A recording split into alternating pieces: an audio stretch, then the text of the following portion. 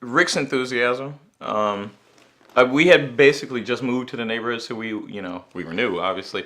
But when I started talking to him and getting to know him, little things, you find out little things about people as you talk to him and stuff. And then he let me know that he was doing this fan flick, and I was like, wow, that's really cool. But it was the enthusiasm.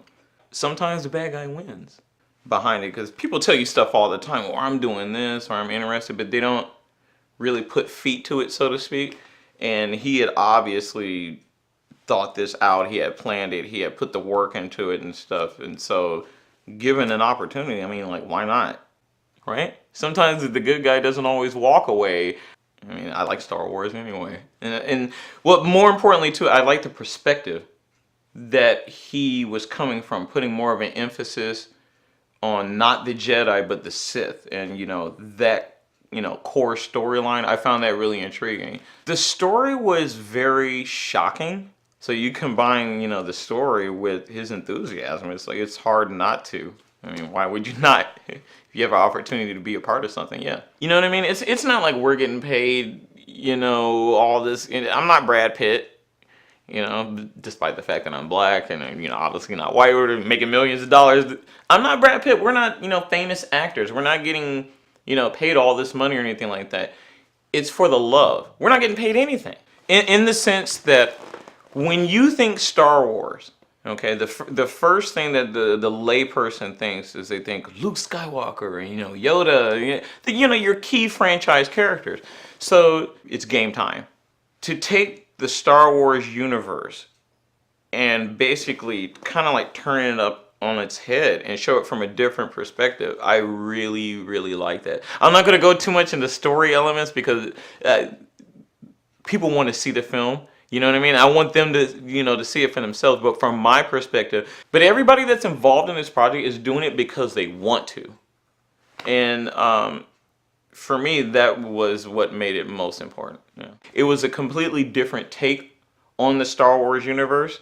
His passion spread out and affected all of us. And it's something that I, for one, welcome. Because even if you look at all the side stuff that has been done by other people, books, this, that, and the other, nothing like this has really been done before. Not to my knowledge, and certainly not to the professional degree. Hardcore Star Wars fans, that Rick really set out in trying to accomplish his goal, as well as the Star Wars layman, if you will, or people who just, saw the first 3 or all 6 films and liked them. I think everybody's going to be able to come away after watching this and having an enjoyable experience. And that's another thing too.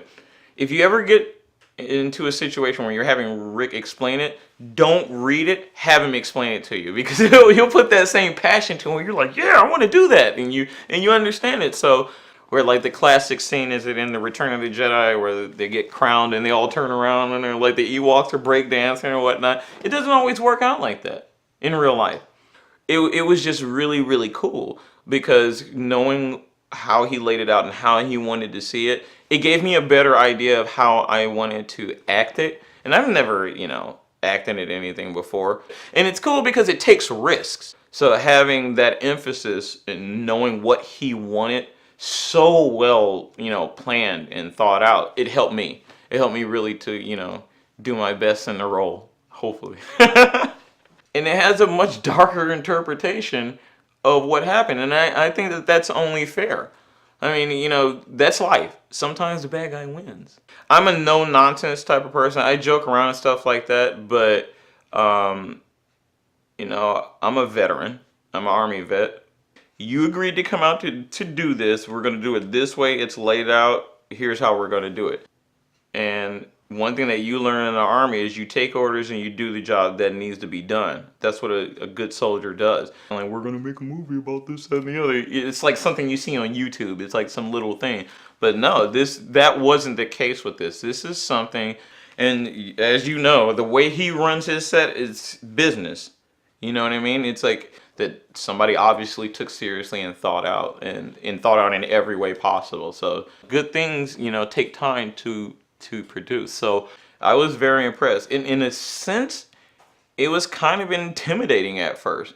Not that it's shut off to ideas and concepts, but he runs a tight ship. He runs it professionally. One thing that the film does very well is it shows not only the darker side of things, but it also shows a more realistic interpretation of things. It shows more of the humanity, if you will. Humanity in the sense that oftentimes when we think humanity, we think about others helping others, and that's not always the case when we think there's a darker side to humanity. And this film does a very good job at capturing that, I think. So it's the totality of the package, yeah. And the thing that I love the most about it was the passion behind it. A movie made out of the love of it, and that's kind of hard to pass up. It was intimidating but motivating at the same time because it was like, okay, it's game time. Come out there and try and do your best. And I hope that that's the end result, that people watch this and say, wow, these people really got it together and did it. So